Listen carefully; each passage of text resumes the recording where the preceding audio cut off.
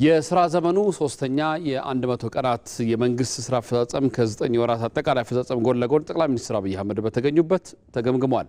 ለእድገት አመቺ ካልነበረውና በደካማ የተቋማትና የፖለቲካ ማዕቀፍ በታጠረ የግል ዘርፍ ተሳትፎ እንዲሁም ውጤታማ ባልነበረ የቁጥጥር ከባቢ ከሚገለጠው ኢኮኖሚ መልክ መውጣት መቻሉን ጠቅላይ ሚኒስትሩ አንስተዋል።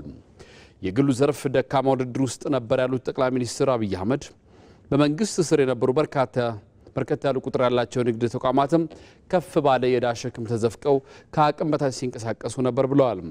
ምርታማነት አሽቆልቁሎ ኢኮኖሚውን ለአየር ንብረት ለውጥ በከፍተኛ ደረጃ ተጋላጭ የነበረው ነባራዊ ሁኔታ ምላሽ በሚሰጥ አዲስ ገቢር ነበብ የፖለቲካ ኢኮኖሚ መንገድ ተቀይሷል። ይህም አዲሱ የኢኮኖሚ አካሄድ በአጭር ጊዜ ትግበራ ጠንካራ ባለ ሁለት አሃዝ የእድገት ሂደትን አስመዝግቧል። በአሁኑ ወቅት ኢኮኖሚው በ9.2% አድገዋል። ይህ እድገት ወደ 10.2% እንደሚያድግም ይጠበቃል። በየዘርፉም የታቀዱ ግቦችን ለማሳካት ከፍ ባለ ትጋት ቀጥለን በግብርና 7.9%፣ በኢንዱስትሪ 13.2%፣ በአገልግሎት 9.3% እድገቶች ሳይቆራረጡ የሚከናወኑ ይሆናል። እነዚህ ጥረቶች የበለጠ ጽኑ ተወዳዳሪና አካታች ኢኮኖሚ ለመገንባት ያለንን አቋምና የመተግበር አቅም ያሳያሉ ብለዋል ጠቅላይ ሚኒስትር አብይ አህመድ።